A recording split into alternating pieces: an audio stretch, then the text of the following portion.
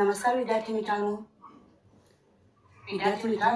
कोविड-19च्या या सद्यस्थितीत आपल्या शाळा बंद असल्या तरी आपले शिक्षण चालूच आहे आणि त्याच अनुषंगाने बृहन्मुंबई महानगरपालिका शिक्षण विभाग व्हर्च्युअल ट्रेनिंग सेंटरच्या माध्यमातून व्हिडिओ थ्रू आपण आज भेटणार आहोत. मी निलिमा कदम, आपली व्हर्च्युअल शिक्षिका. आजचा विषय आपण बघणार आहोत गणित इयत्ता 8वी चलन व्हेरिएशन.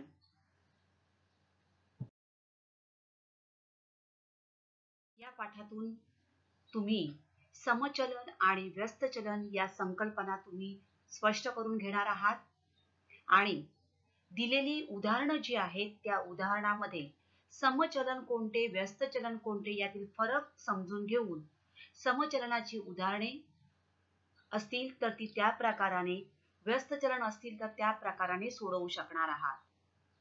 आज आपण समचलन म्हणजे काय आणि समचलनाची उदाहरणे कशी सोडविली जातात ते बघणार आहोत. चलन म्हणजे काय याबाबत इयत्ता 7वी मध्ये आपण शिकलेलो आहोत. थोडंसं त्याबद्दल नजर टाकूया. एका पुस्तकाची किंमत 20 रुपये तर 5 पुस्तकांची किंमत किती रुपये? The cost of one book is 20 rupees. What is the cost of 5 books? How much? Yes, you are right. That is 100 rupees. Now, same cost of one book is 20 rupees, but this time you have bought 8 books. So what is the cost of 8 such books? It will be 160 rupees, right? Such 10 books, what will be the cost? Same, cost will be same. Now this time you have taken 10 books. So the cost will be, yes, 200 rupees, right? Now dear student, if we make the table like this, बघा आपण अशा प्रकारे एक table बनवलं, एक सारणी बनवली आणि पुस्तकांची संख्या आणि त्याची किंमत. एका पुस्तकाची किंमत 20 रुपये. Second time we have taken 5 books. So the cost will be 100 rupees. 8 books cost will be 160. 10 books 200. Now 12 such books. What will be the cost? Can you guess? Yes, 240 rupees. तर बालमित्रांनो, या ठिकाणी पुस्तकांची संख्या आणि त्याची किंमत बघा. आपण पुस्तकांची संख्या जसजशी वाढवत गेलो तशी त्याची किंमतही काय झालेली आहे, वाढत जात आहे. As we increase the number of books, the cost will also increasing, right? Now dear students, from the above table, if you take the ratio of number of books and their cost, वह्यांची संख्या किंवा पुस्तकांची संख्या आणि त्यांची किंमत यांचं आपण गुणोत्तर जर घेतलं तर काय मिळणार आहे बघा. 5/100, that is 1/20. 5 1s are 5. Here we are cancelling. 5 1s are 5. 5 2s are 10 and 0. So 1/20. Second time we have taken 8 books. So cost will be 160. Again 8 1s are 8. 8 2s are 16. So 1/20. 10 books cost is 200. So 10/200 we will get 1/20. So we can say that the number of books and their cost are in the same proportion. Now here x upon y, this is the proportion. X means number of books and y is the cost of books. So the number of books upon the cost means this ratio remains constant. हे गुणोत्तर जे आहे x upon y, हे गुणोत्तर काय आहे? स्थिर आहे. that is 1/20. every time we are getting 1/20. तर हे गुणोत्तर प्रत्येक वेळेला आपल्याला स्थिर संख्या मिळालेली आहे. म्हणजेच आपण असं म्हणू शकतो की पुस्तकांची संख्या आणि त्यांची किंमत समप्रमाणात आहे. या ठिकाणी एक लक्षात ठेवा, जसजशी आपण पुस्तकांची संख्या वाढवत गेलेलो आहोत, त्याची कॉस्ट, किंमत जी आहे ती त्याच प्रमाणात वाढत गेलेली आहे. तर बालमित्रांनो, लक्षात ठेवा, x/y हे गुणोत्तर आपल्याला स्थिर मिळालेलं आहे. x upon y is constant. Therefore, it is said as direct variation, समचलन. जेव्हा x/y हे गुणोत्तर स्थिर संख्या आपल्याला मिळतं, त्यावेळेला ते चलन समचलन आहे असं म्हटलं जातं.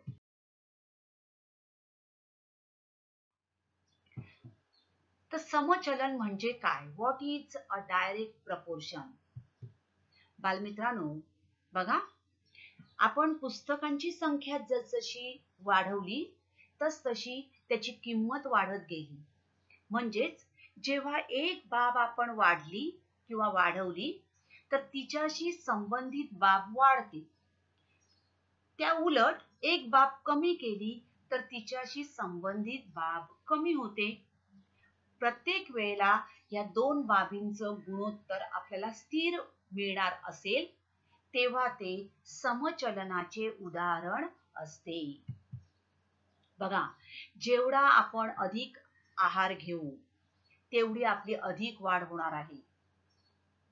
Nutritious as much as we take nutritious food, our growth will be in that proportion. If we take limited things, we have to give less money. आपण कमी खरेदी केल्या तर आपल्याला कमी किंमत द्यावी लागेल. बघा, आता कोविडच्या परिस्थितीमध्ये आपण जास्त बाजारात जात नाही आहोत, बरोबर? आणि त्यामुळे आपली खरेदी कमी झालेली आहे. साहजिकच आपला जो खर्च आहे तो सुद्धा कमी झालेला आहे, बरोबर आहे. त्यामध्ये आपण मॅनेज करत आहोत.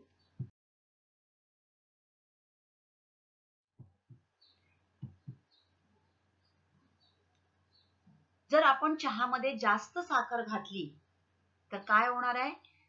येस, चहा जास्त गोड होईल. And too much sugar is not good for our health, right? आपण विज्ञानामध्ये शिकलेलो आहोत की मधुमेह, हेल्थ अँड डिसीजेस, आरोग्य आणि रोग, यामध्ये आपण डायबिटीज शिकलेलो आहोत. साखरेचं काय होतं? नियंत्रणामध्ये राहत नाही. आणि so to much sugar is not good for our health.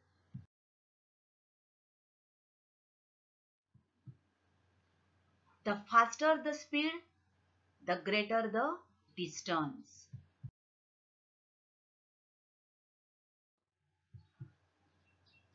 More the number of persons, the more food is required. Direct proportion. Less sleep you had, less energy you have.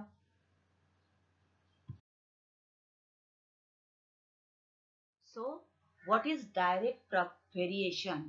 समचलन म्हणजे काय?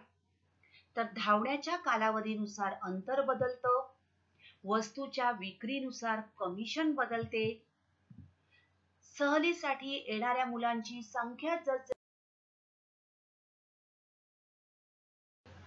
संख्या वाढत जाते तशी वर्गणी वाढत जाते.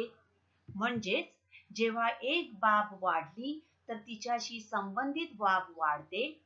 किंवा एक बाब कमी झाली तर तिच्याशी संबंधित बाब कमी होते, तेव्हा ते समचलन असते.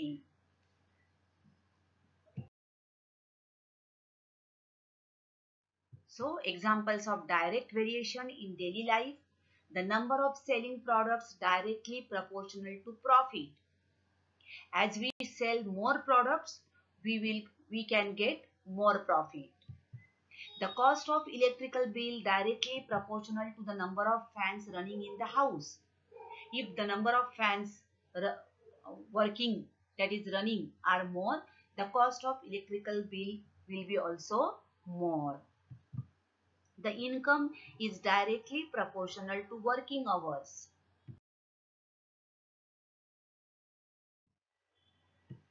The speed of a car and the distance traveled in a certain amount of time. So what you can say, if one variable increases, the other variable increases, and if one variable decreases, so does the other variable, means the other variable also decreases. So this is direct variation. It is read and how it can be write or written. So x and y, x आणि y हे समप्रमाणात आहे. हेच आपण काय म्हणतो की x आणि y हे समचलनात आहेत. And with the help of symbols, we can write it as x directly proportional to y. X समचलनात y. In other words, we can say that x directly proportional to y, and using mathematical symbol, this is the symbol of proportion. And it is a, what is it? Alpha. It is called alpha. It is a Greek letter which is used to denote variation. We read it as x directly proportional to y. But the Greek letter, it is known as alpha. Remember, it is known as alpha and it denotes variation. So the statement x and y are in the same proportion. We can write it as x directly proportional to y. Now let's write down x and y are in proportion. We can write it as x directly proportional to y. X directly proportional to y. So, in other words, we can write it as x upon y is equal to k. Now, x directly proportional to y. This can be written in the form of equation. We want to write it in the form of equation. Therefore, what we have done? We have taken k as a constant. So, x upon y equal to k, and therefore, this y goes to this side, other side. So, here it is division. So, going to other side, it will become multiplication. So, k into y. So, x is equal to ky. X is equal to ky. This is the equation form of direct variation. Student, जर परस्परांशी संबंधित असलेल्या x आणि y या चलात x छेद y बरोबर k, k ही स्थिर संख्या असेल तर x आणि y यामध्ये समचलन असते. आणि x upon y is equal to k is the form of equation. And we can write it as x is equal to ky, where k is the constant of variation. Remember, k is called the constant of variation. विद्यार्थी मित्रांनो, चलनाचे चिन्ह वापरून विधाने कशी लिहिली जातात ते आता आपण बघणार आहोत. How to write the statements using the symbol of variation. Now, area of a circle is directly proportional to the square of its radius. Okay. Now, area of a circle is noted by letter A, and radius by r. Now area of circle, that is A, is directly proportional to square of its radius. So we can write it as A directly proportional to r square with the help of symbol of variation, A directly proportional to r square. Next, pressure of a liquid varies directly as the depth of the liquid. Now pressure is denoted by P and depth is denoted by D. So this statement can be written as P directly proportional to D. Okay.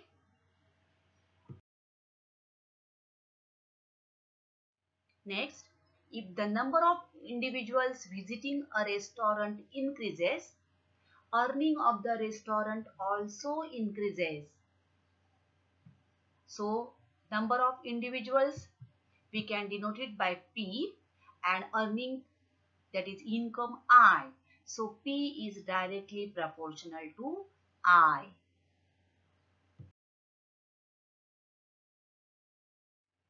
Circumference of a circle is directly proportional to its radius. Circumference of a circle is directly proportional to its radius. So C is directly proportional to R. Consumption of petrol, it is denoted by L, and distance traveled by that car, T, are in direct variation. So L is directly proportional to D. So this is the way of writing statements using the symbol of variation. Dear students, let's solve some examples of direct variation and let's see what is the process of writing and solving these problems of variation. Complete the following table considering that the cost of apples and their number are in direct variation.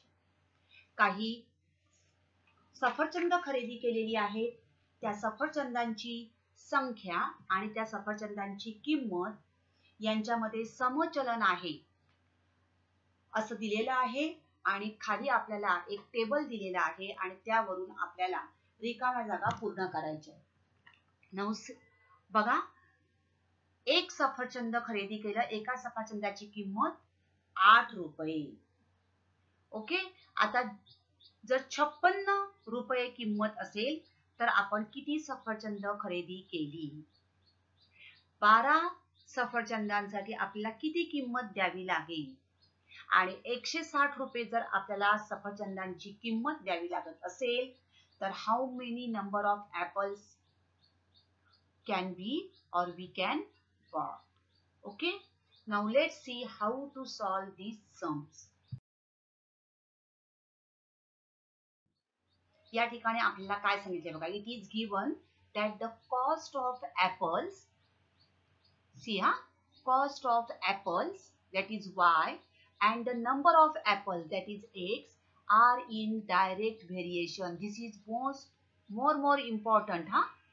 सफरचंदांची किंमत आणि सफरचंदांची संख्या यात समचलन आहे. Means what? So y is directly proportional to x. This is more important, I say, because what is given? Cost of apples y and number of apples are in direct proportion. So we have to write it as y directly proportional to x. And therefore we can take y equal to kx, where k is the constant. K is the constant of variation. Now, when x equal to 1, in the table it is given when x equal to 1, y is equal to 8.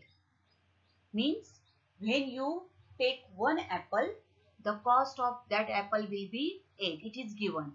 So by substituting values of x and y in this, y equal to kx, we can find out the value of k. Let's see.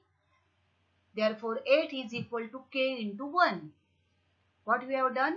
So y equal to kx. In this equation we have put up the values, that is y is equal to 8 equal to k into x is 1. Therefore we get the value of constant, that is k equal to 8. This is the value of constant, k equal to 8. Now first thing, we have to find out the value of a constant. So the equation of variation, now we are getting, with the help of this value k, we can get the equation of variation, that is y is equal to 8x. आपण जेव्हा स्थिर संख्येची किंमत काढतो त्यावेळेला आपल्याला equation मिळतं y, k ची व्हॅल्यू किती आली 8, म्हणून y बरोबर 8x. हे झालं चलनाचं समीकरण. चलनाचं समीकरण मिळवणं आवश्यक आहे आणि समीकरण मिळवण्यासाठी आपल्याला काय करायचं आहे, जे व्हेरिएशन दिलेलं आहे ते व्यवस्थित लिहिणं आवश्यक आहे. इथे काय सांगितलंय, y and x are direct variation, म्हणून y बरोबर kx आणि मग k ची किंमत मिळाल्यानंतर आपल्याला चलनाचं समीकरण मिळणार आहे. y बरोबर 8x हे झालं चलनाचं समीकरण. Okay.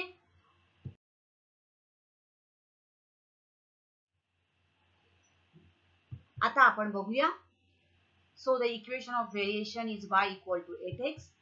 Now let's find out. Go to the table and see what is given. Y equal to 56. Third sum बघ. See तिसरं उदाहरण बघा. y equal to 56. सफरचंदाची किंमत आपल्याला दिलेली आहे आणि किती सफरचंद खरेदी केली ते आपल्याला काढायचं आहे. Now equation, putting the value of this y in the equation, y equal to 8x. So 56 equal to 8 into x. पक्षांतर केलं आपण म्हणून 56/8 बरोबर x.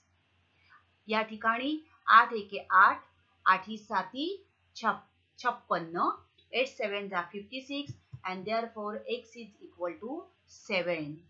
मिळालं आपल्याला.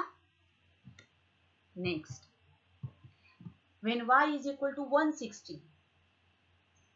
So y equal to 8x, y value of y is 160 म्हणून 160 बरोबर 8x. पक्षांतर करू 8 चं. Therefore 160 upon 8 equal to x. 8 1 जा 8, 8 2 जा 16, 0 as it is. So x is equal to 20.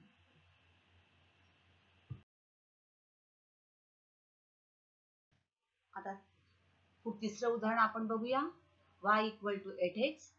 Now this time आपल्याला सफरचंदांची संख्या दिलेली आहे. x is equal to 12. When x equal to 12, again y is equal to 8x. We have to write the equation of variation. Putting the value of x, x ची किंमत घालू आणि म्हणून y बरोबर 8 गुणिले 12, y बरोबर 96. 12 8 जा 96. आता आपण या टेबल मध्ये ह्या किमती भरूया. Now cost of apples is 56. Then we have number of apples bought will be 7.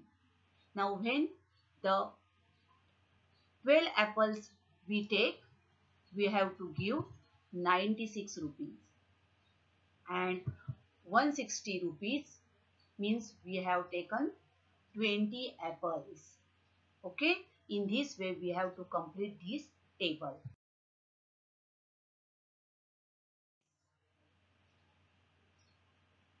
सोयाबीनचे पीक काढण्यासाठी मजुरांना 4 मजुरांना 1000 रुपये मजुरी द्यावी लागते. जर मजुरीची रक्कम आणि मजुरांची संख्या समचलनात असतील तर 17 मजुरांना किती मजुरी द्यावी लागेल. The total remuneration paid to laborers employed to harvest soybean is in direct variation with the number of laborers. What is important here? Variation. What is the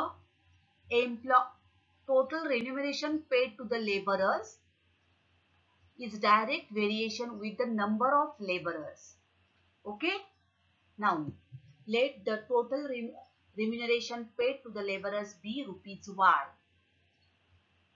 and number of laborers will be X. Now what is given? Total remuneration paid म्हणजेच जी मजुरी दिलेली आहे ती मजुरीची रक्कम आणि मजुरांची संख्या हे समचलनात आहे म्हणजेच y varies directly as x. बरोबर? Therefore we can write it as y directly proportional to x. Therefore y is equal to kx where k is the constant. Now the remuneration of 4 laborers. The remuneration of 4 laborers is rupees 1000. So we have to find the remuneration of 17 laborers.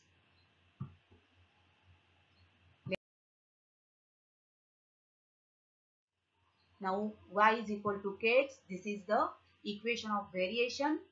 Now when x is equal to 4, number of laborers were 4, we have to give 1000 rupees as the remuneration.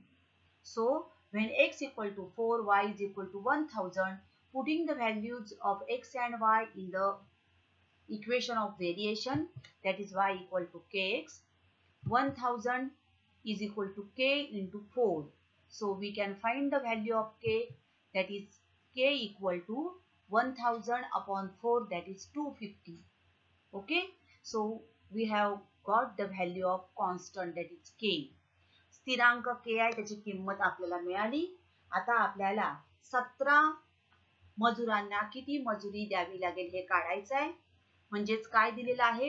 x ची किंमत दिलेली आहे. आता now equation of variation आपण पहिले मिळवूया. y equal to 250x.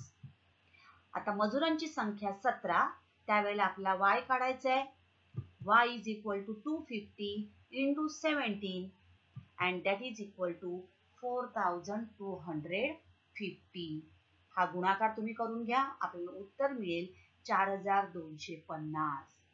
Therefore, the total remuneration of 17 laborers is rupees 4250.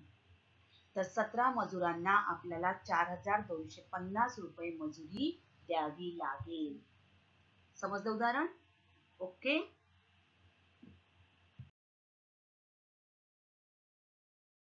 Next, if m is directly proportional to n, value of m is given, that is 154 and n is equal to 7.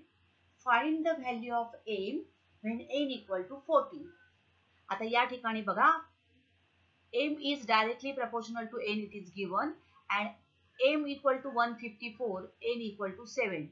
This is the one part of the sum. And second part is find the value of m when n equal to 40. Means from this part we have to first find out the value of a constant.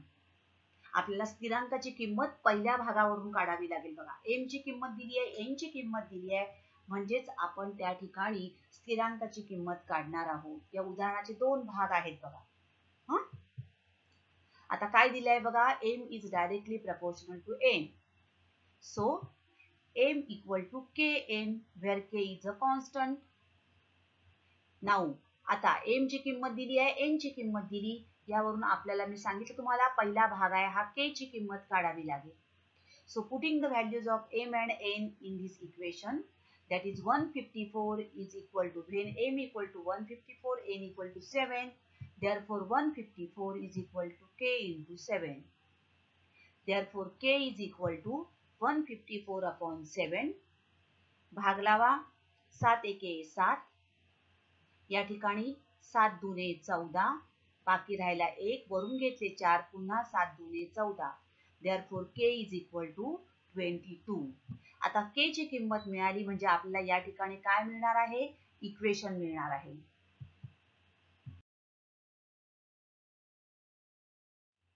म्हणजेच m equal to kn, k is the constant of variation, आणि म्हणून equation of variation is m is equal to 22n. आता आपण दुसरा भाग करूया. Find the value of m when n equal to 14. When n equal to 14, now what is the equation? M equal to kn, that is 22m. Therefore m is equal to 22 into 14, that will be 308. Therefore the value of m is 308. बघा या ठिकाणी समीकरणाचे म्हणजे दिलेलं उदाहरण जे आहे त्याचे दोन भाग होत आहेत. आपल्याला पहिले कॉन्स्टंटची किंमत काढावी लागेल, स्थिर संख्येची किंमत काढावी लागेल आणि नंतर आपल्याला ज्या चलाची किंमत विचारलेली आहे त्या चलाची किंमत काढावी लागेल. One more sum we will solve. y हे x च्या वर्गमूळाच्या समचलनात आहे. जेव्हा x बरोबर 16 आणि तेव्हा y बरोबर 24, तर चलनाचा स्थिरांक काढा आणि चलनाचे समीकरण लिहा. y varies directly at square root of x. What is given? y varies directly at square root of x. How we have to write this? So y directly proportional to under square root x. Therefore y is equal to k into square root of x. K is a constant. Now when x equal to 16, y equal to 24, with the help of this we can find out the value of this constant. या स्थिर संख्येची आपण किंमत काढू शकतो या किमतींवरून. बरोबर? हा पहिला भाग आहे गणिताचा आणि हा आहे second part. So y is equal to, that is 24, y ची किंमत बरोबर k into under square root 16. 16 चं वर्गमूळ किती येतं? 4. म्हणून 24 बरोबर k गुणिले 4. 24 is equal to k into 4. Therefore k is equal to,